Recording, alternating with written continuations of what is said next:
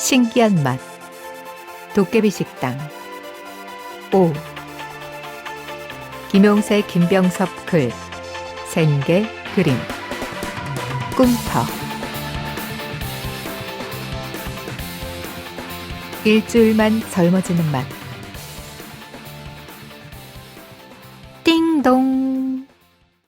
할머니, 민서 왔어요. 아이고, 우리 강아지 왔나? 민서는 강정순 할머니의 하나뿐인 손녀다. 할머니는 오랜만에 집에 놀러온 민서를 보고 새삼 놀랐다. 아이고, 갈수록 더 닮아간대. 10년 전 교통사고로 떠난 아들의 어릴 적 모습이 손녀의 얼굴에 고스란히 담겨 있었다. 민서는 작년에 엄마가 재혼을 하면서 새아빠와 살고 있다.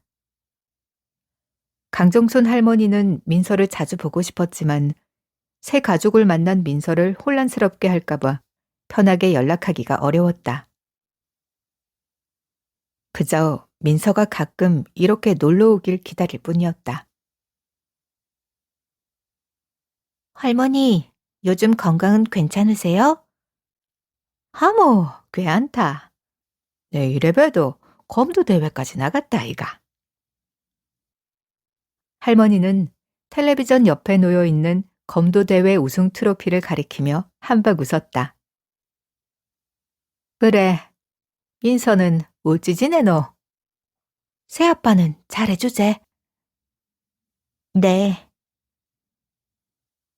민서가 짧게 대답하고는 어딘가 우울한 표정으로 식탁에 앉았다. 할머니는 냉장고에서 시원한 두유를 꺼내 민서 앞으로 밀었다.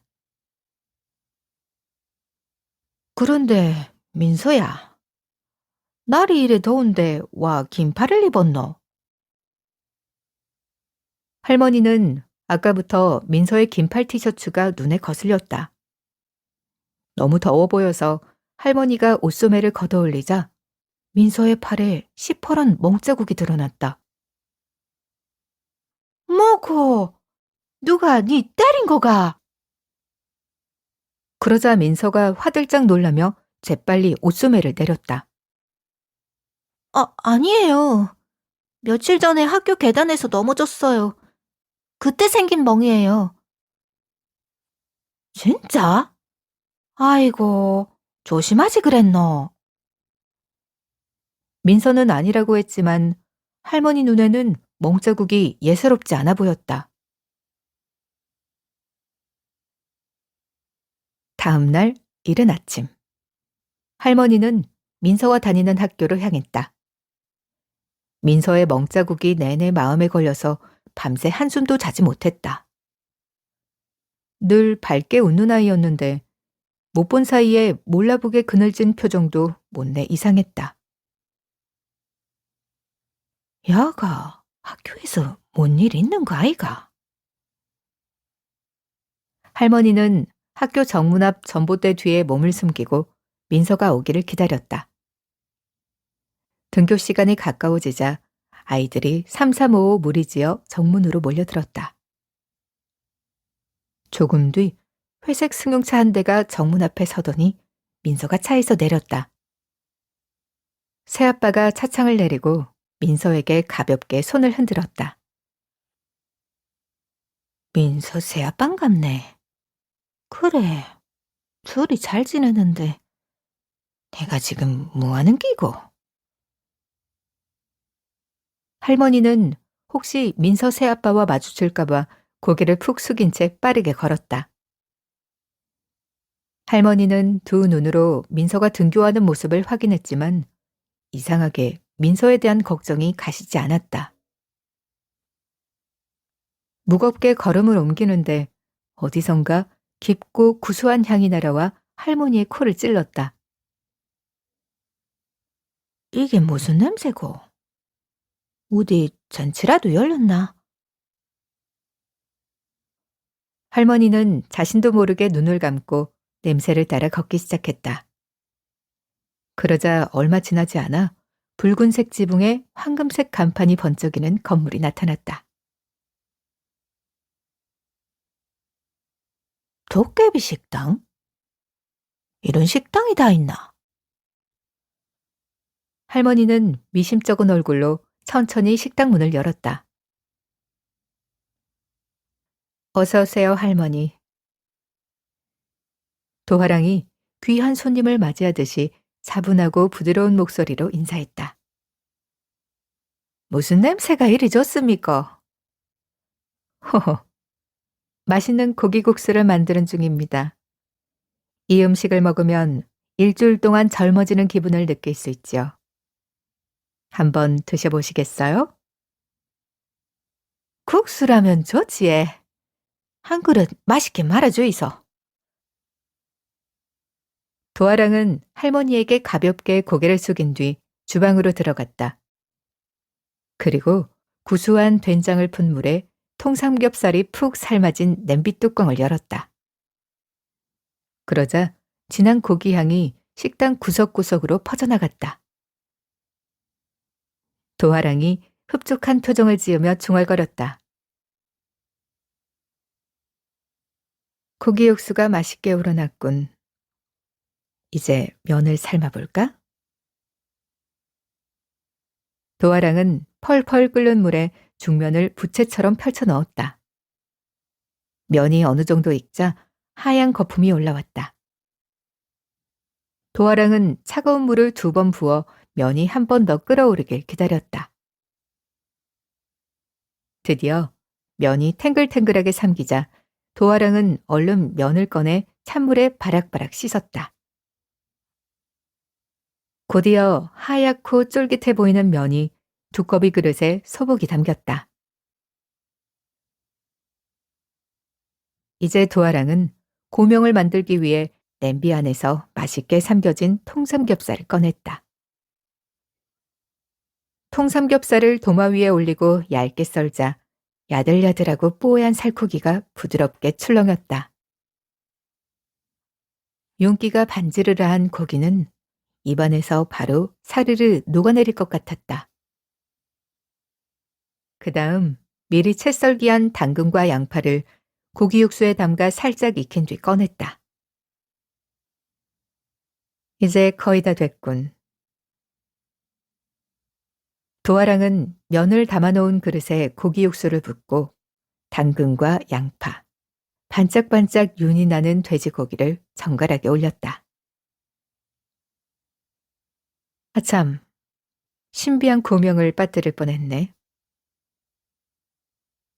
도화랑은 황금 비너를 빼들고 눈을 감은 채 국수 그릇 위에서 어루만졌다. 그러자 고기국수 위로 황금빛이 번쩍하더니 무언가가 천천히 떨어졌다. 조금 뒤 고기국수를 감싸고 있던 황금빛이 사라지자 작고 붉은 버섯 하나가 놓여 있었다. 할머니, 일주일만 젊어지는 맛이에요. 국수를 드시기 전에 반드시 붉은 버섯부터 드셔야 합니다. 아, 버섯 색깔이 붉어서 불안하시겠지만 독버섯은 아니에요. 몸에 좋은 것이니 안심하고 드세요. 허허. 아이고, 감사합니다. 잘 먹을게요. 할머니는 도화랑이 몸에 좋은 것이라고 하도 강조해서 버섯 맛은 크게 기대하지 않았다. 그런데 붉은 버섯을 입에 넣는 순간 화들짝 놀라고 말았다. 버섯을 베어 물자마자 향긋한 꽃향기가 입안 가득 퍼지더니 이어 은은한 약초향이 번지면서 온몸이 전기에 감존된 듯 찌릿했다. 심장이 거센 파도가 치는 것처럼 빨라지고 아주 강렬한 힘이 아랫배에서 솟구쳤다. 응? 이게 무슨 일이고? 할머니는 주체할 수 없는 힘에 어지러움을 느꼈지만 꾹 참고 버섯을 꼭꼭 씹어 삼키자 언제 그랬냐는 듯이 몸이 예전처럼 다시 편안해졌다. 할머니는 정신을 가다듬고 삼겹살 한 점과 고명 채소와 국수를 한꺼번에 집어 한 입에 넣었다. 야들야들한 고기가 부드럽게 으스러졌고 아삭거리는 채소가 즐거운 식감을 선사했다. 그런데 고기를 씹을 때에도 손끝부터 발끝까지 강력한 힘이 전해졌다. 이게 대체 무슨 맛이고? 할머니는 육수를 한 숟가락 떠서 맛을 보고는 곧장 그릇째 들고 벌컥벌컥 들이켰다. 뜨끈한 고기 육수가 몸에 들어가자 할머니는 마치 어린 시절로 돌아간 듯한 착각이 들 정도로 생기가 돌았다. 희한하게 온몸에 힘이 나는 것 같노. 참말로 맛있네. 할머니는 오랜만에 국수 한 그릇을 뚝딱 비웠다. 평소에는 조금만 먹어도 배가 부르고 소화가 잘 되지 않아서 음식을 많이 먹지 못했는데 정말 신기한 일이었다. 오랜만에 제대로 먹었네, 얘. 밥값은 얼마입니까? 어? 할머니 머리에 뭐가 묻었어요. 도아랑은 할머니의 물음에 답은 하지 않고 엉뚱한 소리를 하며 할머니 머리카락 한 올을 톡 뽑았다. 어머, 죄송해요. 제가 실수로 머리카락을 뽑았네요. 뭐, 괜찮습니다. 밥값은 우에 주면 되는지. 돈은 괜찮습니다. 맛있게 드셨다니 다행이에요. 그럼 건강하세요. 도아랑이 옅게 미소 짓고는 할머니에게 꾸벅 인사하며 부엌으로 사라졌다. 할머니는 어리둥절한 기분으로 도깨비 식당을 나섰다. 그런데 평소보다 몸이 훨씬 가벼웠다. 마치 언니 오빠들과 들판을 뛰어다니며 놀던 50년 전 어린 시절로 돌아간 듯했다. 할머니는 가벼운 걸음으로 집으로 향했다. 그런데 앞으로 쭉쭉 뻗는 자신의 다리가 예사롭지 않았다. 무엇보다 아까부터 신경 쓰일 정도로 사람들이 연신 힐끔거렸다. 뭐, 내 얼굴에 이상한 거라도 묻었나? 왜 자꾸 쳐다보노? 할머니는 서둘러 걸음을 재촉했다. 그리고 집에 들어서자마자 거울부터 찾았다. 세상에, 이게 무슨 일이고? 할머니는 눈을 비비고 또 비볐다. 볼을 꼬집어 보기도 하고 뺨을 때리기도 했다. 이게 꿈이가 생시가? 거울 속에는 백발의 늙은 할머니가 아니라 예쁘장한 여자아이가 들어앉아 있었다. 옷은 할머니들이 즐겨 입는 차림이었지만 생김새는 누가 봐도 할머니의 어린 시절을 꼭 빼닮은 얼굴이었다. 할머니는 자신에게 벌어진 일이 믿기지 않아 다시 한번 볼을 꼬집었다. 도깨비 식당이라더니 내가 진짜 도깨비를 만난 기가. 일주일만 젊어지는 맛이라더니 진짠갑네. 할머니는 너무 당황해서 그대로 주저앉았다. 그 순간 할머니의 눈에 가족 사진이 들어왔다. 키가 훤칠한 아들 옆에서 귀여운 공주옷을 차려입은 손녀 민서가 환하게 웃고 있었다. 한동안 사진을 뚫어져라 바라보던 할머니는 뭔가 좋은 생각이 난 듯 얼굴에 웃음이 번졌다. 글쎄, 이라면 민서가 내를 못 알아보겠지?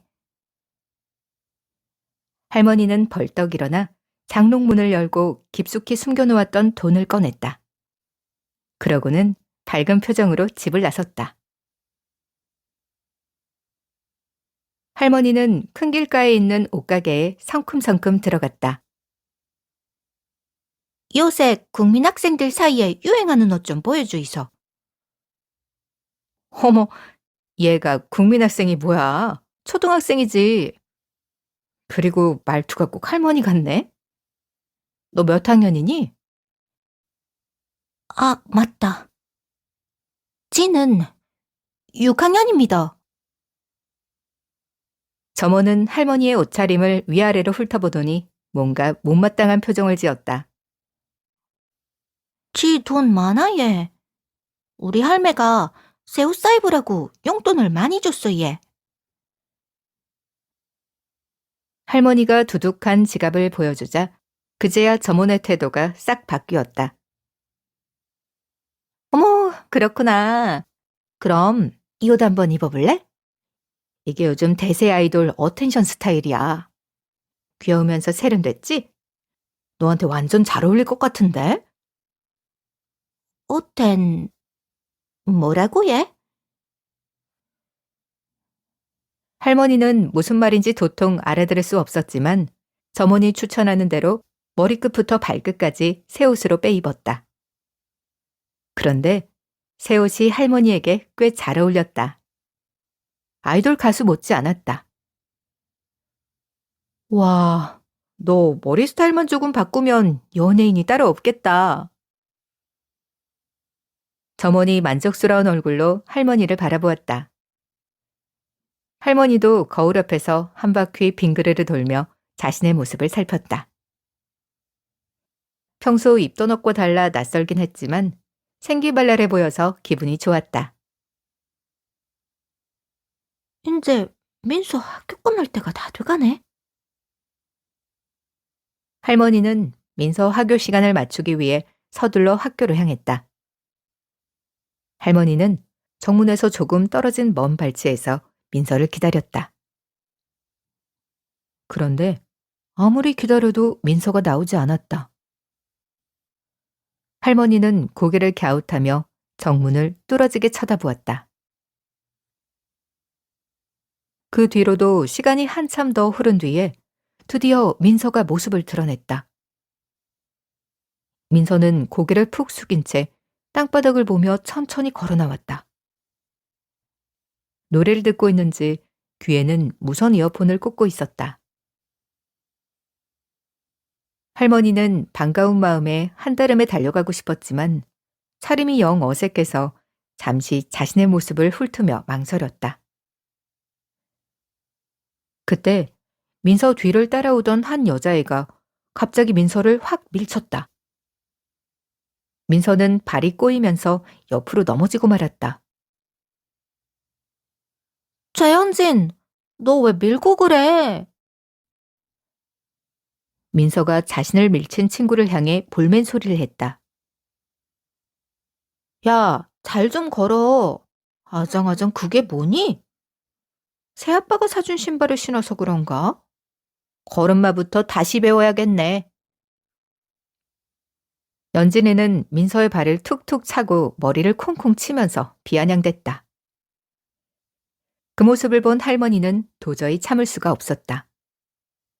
할머니는 재빠르게 달려가 연진의 팔을 확 낚아채 비틀었다. 이놈의 가스나가 뭐라 카노?